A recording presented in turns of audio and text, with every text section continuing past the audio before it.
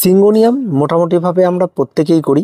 তার মধ্যে রেড কালারের যে সিঙ্গোনিয়ামটা রয়েছে সেটা কিন্তু আমরা অনেকেই কম করে থাকি, কারণ এই সিঙ্গোনিয়ামটা আমরা অনেকেই বলি যে নার্সারিতে এই সমস্ত গাছগুলি দেখতে অনেক সুন্দর লাগে, তারপর বাড়িতে নিয়ে আসার পর এই লালটা আর থাকে না, এই লালটা কিন্তু ফেড হয়ে যায়। এই সমস্যাটি অনেকেরই রয়েছে। আর তার সঙ্গে সঙ্গে আজকের এই ভিডিওতে আমরা সিঙ্গোনিয়াম গাছ কীভাবে রিপোর্টিং করবেন, সিঙ্গোনিয়ামের রেড ভ্যারাইটিটি, তার কি মাটির মিশ্রণ রয়েছে, তার কি পরিচর্যা রয়েছে, কীভাবে পাতাগুলি দীর্ঘ সময় আপনি লাল রাখবেন, কেন তার পাতাগুলি ফেড হয়ে সবুজ হয়ে যাচ্ছে, তার সমস্ত কিছু নিয়ে আলোচনা থাকবে। তার আগে বলে রাখি যে ভয়েস আর ভিডিওর মধ্যে একটু ডিফারেন্স হতে পারে, সেক্ষেত্রে কারণ এই ভয়েসটি আগে টেকনিক্যাল সমস্যার জন্য ভিডিওটিতে ভয়েস ছিল না, পরবর্তীতে ভয়েস দেওয়া হয়েছে, তাই একটু সমস্যা হতে পারে, আপনারা একটু মানিয়ে নেবেন। এবার আসি মূল ভিডিওতে। সেটা হচ্ছে প্রথমে বলে রাখি এই সমস্ত গাছের পাতাগুলি ফেড হয়ে যায়, সেটা অনেকেই বলে থাকে। তার প্রথম কারণ হচ্ছে গাছগুলি যদি সূর্যালোক পড়ে পাতাতে, যদি সরাসরি সূর্যালোক পড়ে বা অনেক টাইম দিনে অন্তত 4 থেকে 5 ঘন্টা রোদ লাগছে এমন জায়গায় থাকে, তাহলে গাছের পাতার লাল ভাবটা চেঞ্জ হয়ে যাবে এবং দেখবেন এক একটা গাছে 3 রকম পাতা হবে।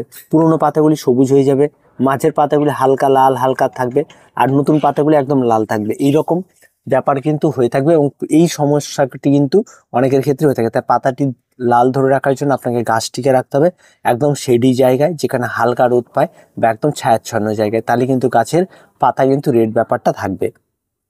প্রথমে বলে রাখি আমার কাছে একটি চারা ছিল, নতুন গাছ থেকে পুরনো গাছ থেকে চারা তৈরি করা আমার সাধারণত থাকে। এই সমস্ত চারাগুলো আপনার নার্সারি থেকে অ্যাভেলেবেল পেয়ে যাবেন। চারা যখন কিনবেন সবসময় সুস্বাস্থ্যবান চারা ক্রয় করবেন এবং দেখে শুনে চারা ক্রয় করবেন। আর এই লাল ভ্যারাইটি কিন্তু দেখতে অত্যন্ত সুন্দর লাগে, অনেকগুলি সবুজ পাতার মাঝখানে যখন লাল পাতা দেখা যায় দেখতে অনেকটা বেশি ভালো লাগে, বাগানও বেশ ভালো ফুটে ওঠে।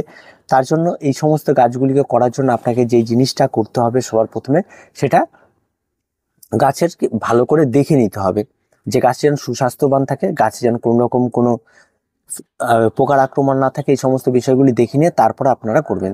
তার সঙ্গে সঙ্গে আপনারা, আমি প্রথম অবস্থায় এটাকে পট করছি 6 ইঞ্চি মাপের টবে, আর তার সঙ্গে সঙ্গে মাটির মিশ্রণ রয়েছে। কি কি করব, এখানে মাটির মিশ্রণ ওই একই রকম পুরনো মাটির মিশ্রণ নিয়েছি, যে মাটির মিশ্রণের মধ্যে ছিল 50% মাটি, 30% কম্পোস্ট আর 20% বালি। আর এর মধ্যে আমি এখানটা অ্যাড করে দিচ্ছি কিছু কাঠকয়লা, কিছু ঘেঁস, এই সমস্ত কিছু অ্যাড করে দিয়ে মাটিটিকে আরো ওয়েলডেনেস করার চেষ্টা করছি।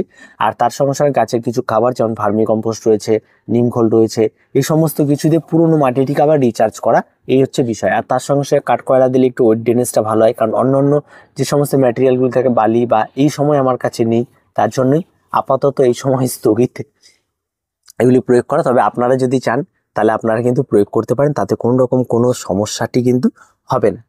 তো এই বিষয়গুলি কিন্তু থাকে। আর আপনারা যারা নতুন বাগানে রয়েছেন, যারা এই সমস্ত কাজগুলো বসাতে চাইছেন, তারাও বসান। তো মাটির মিশ্রণটি ভালো করে পরিষ্কার পরিচ্ছন্ন করে নিন, তারপরে গাছটিকে আপনারা বসিয়ে দিন। গাছ বসিয়ে দেওয়ার পর বেশ কিছুদিন ছায়াতে এই সমস্ত গাছগুলি থাকে, জল প্রয়োগ করুন। জল একদম বেশি মাত্রায় এই সমস্ত গাছগুলিতে প্রয়োগ করবেন না। প্রয়োজন অনুযায়ী গাছের মাটিতে আঙ্গুল ঢুকিয়ে দেখুন, যদি ভেতরে মনে হয় ভিজে ভিজে ভাব রয়েছে, তাহলে গাছে কোনো রকমভাবে কিচ্ছু প্রয়োগ করবেন না। যদি দেখা যায় গাছ সম্পূর্ণ রকম সুস্থ রয়েছে, মাটি শুকিয়ে গেছে, আঙ্গুল দেওয়ার পরে দেখা যাচ্ছে ভেতরে একদম ঝুরঝুরে, তাহলে জল প্রয়োগ করবেন।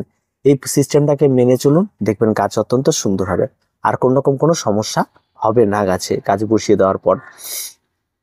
আর একটা বিষয় যেটা রয়েছে সেটা হচ্ছে আপনাদের গাছের খাবার। এই সমস্ত গাছগুলিতে খাবার যদি আপনি বারবার করে প্রয়োগ করেন, তাহলে গাছের শেপ নষ্ট হয়ে যায়, গাছ অনেকটা ঠ্যান ঠ্যান লম্বাটে হয়ে যায়, গাছ আলোর দিকে ধাবিত হয়, ফলে গাছের সমস্ত রকম কিছুই নষ্ট হয়ে যায়। তাই গাছে খাবারটা খুব অল্প পরিমাণ প্রয়োগ করবেন। গাছের শুধুমাত্র আপনি একটা মিক্স খাবার, যেমন ভার্মি কম্পোস্ট, হাড় গুঁড়ো, শিংকুচি, নিমখোল, এই সমস্ত দিয়ে একটা মিক্স খাবার তৈরি করবেন, তৈরি করে সেই খাবারের 1 চামচ এই সমস্ত গাছে ব্যবহার করবেন। যদি 6 ইঞ্চি মাপের টব হয় 1 চামচ, যদি 8 ইঞ্চি মাপের টব হয় 2 চামচ, এবং তার বড় হলে 3 চামচ প্রয়োগ করতে পারবেন। তবে আশা করি এই সমস্ত গাছগুলো অত বড় টবে থাকে না। তারপরে যে বিষয়টি রয়েছে, অন্যান্য খাবার যেমন তরল খাবার, তারপর আপনার লিকুইড খাবার, এই সমস্ত খাবারগুলি কিন্তু এই সমস্ত গাছে স্প্রে করতে যাবেন না, তাহলে গাছ ধাই ধাই করে বেড়ে উঠে গাছের শেপ নষ্ট হয়ে যাবে। গাছের শেপকে ধরে রাখার জন্য মাঝে মধ্যে আপনাকে কাটাই ছাঁটাই করতে হতে পারে, যে গাছটা অনেকটা বেড়ে গেছে, একটু মাথাটা কেটে দিই, কাটা অংশটাকে অন্য কোথাও বসিয়ে দেবেন, সেখান থেকে একটা নতুন চারা পেয়ে যাবেন। আর তার সঙ্গে সঙ্গে আপনাকে গাছের নতুন যখন ব্রাঞ্চ বেরোবে সেগুলি অনেকটা ঝাড় হবে, তাই কাটাই ছাঁটাইটা আপনার বা পিঞ্চিং পুনিং যেটা আমরা বলি, সেটা যদি আপনি নিয়মিত করতে পারেন, তাহলে গাছ কিন্তু অনেকটা বেশি ঝাড় হয়। এবার আসি যে বিষয়টা, সেটা হচ্ছে সানলাইট। সানলাইট এই সমস্ত গাছে একেবারেই লাগে না। আর এই সানলাইটের সঙ্গে গাছের পাতা ফেড হয়ে যাওয়ার একটা বিষয়টা অত্যন্তভাবে ওতপ্রোতভাবে জড়িত। যত বেশি রোদ লাগবে এই সমস্ত গাছের পাতা রেড ভাবটা ততটা হালকা হয়ে গিয়ে হোয়াইট চলে আসবে। তাই জন্য চেষ্টা করবেন যে সমস্ত গাছগুলি যেন সূর্যালোক না লাগে, একদম আলো পড়ে এমন জায়গায় এবং সরাসরি রোদ লাগছে এমন জায়গাতে না, এমন ঘরের মধ্যে আপনারা রাখতে পারেন। দরজা জানলা খোলা অবস্থায় রাখতে পারেন যে সূর্যালোক আসবে না কিন্তু বাইরের আলো এসে ঘর পরিষ্কার পরিচ্ছন্ন আলো থাকবে, সব দেখা যাবে। তেমন জায়গাতে এই সমস্ত গাছগুলি রাখার জন্য অত্যন্ত উপযোগী, একদম ফুল ইনডোর প্ল্যান্ট এটা। সেই সমস্ত জায়গায় রাখলে গাছের পাতা কিন্তু কোনো রকমভাবে ফেড হবে না। আর পুরোনো পাতা যেটা থাকে অনেক পুরোনো, সেই সমস্ত পাতাগুলি একটু ফেড হয়ে আসে, সেটা নিয়ে ভয় পাওয়ার কিছু নেই। এবার আসি রোগ পোকামাকড়। রোগ পোকামাকড় এই সমস্ত কাছে কোনো কিছু নেই। তবে প্রথম যে পাতাটি বেরোয় সেই পাতাটি পেঁচে থাকে, অনেকে মনে করে যেটা পোকার আক্রমণ, তবে পোকার আক্রমণ না। সেই পাতাটি প্রথম অবস্থায় যে পাতাটা সেই পাতাটি মুড়ে থাকে, পরে আস্তে আস্তে পাতাটি খুলে যায়। তবে সেটা নিয়ে ভয় পাওয়ার কোনো কিছু নেই।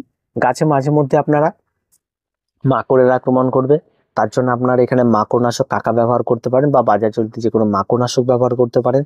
আবার গাছে মাঝে মধ্যে আপনারা দেখতে পাবেন যে ফাঙ্গাল আক্রমণ করবে, সেটা ঠিক বর্ষাকালে গোড়া পচে যাওয়া, তার জন্য আপনারা সাপ রাখতে পারেন কম দামি অ্যান্টিফাঙ্গাল, সেটা খুব ভালো কাজ করে। যদি সেটা থেকে বেস্ট রাখতে চান তাহলে আপনারা এখানে রাখতে পারেন ব্লাইটক্স। ব্লাইটক্স খুব ভালো কাজ করে।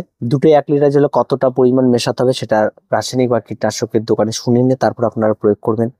তার সঙ্গে সঙ্গে এই সমস্ত গাছগুলির যে বিষয়টি থাকে সেটা হচ্ছে আপনার মনিটরিং। অবশ্যই আপনাকে মাঝে মধ্যে মনিটরিং করতে হবে, গাছের শেপটা ঠিক আছে কিনা সেটার দিকে খেয়াল রাখতে হবে, গাছে কোন রকম কোনো সাপোর্ট লাগবে কিনা সেই বিষয়টা খেয়াল রাখতে হবে, সেগুলো দিতে হবে। গাছ যখনই লম্বা হয়ে অন্যদিকে যাওয়া শুরু করবে সেই সময় গাছের ডালগুলিকে কেটে দিতে হবে।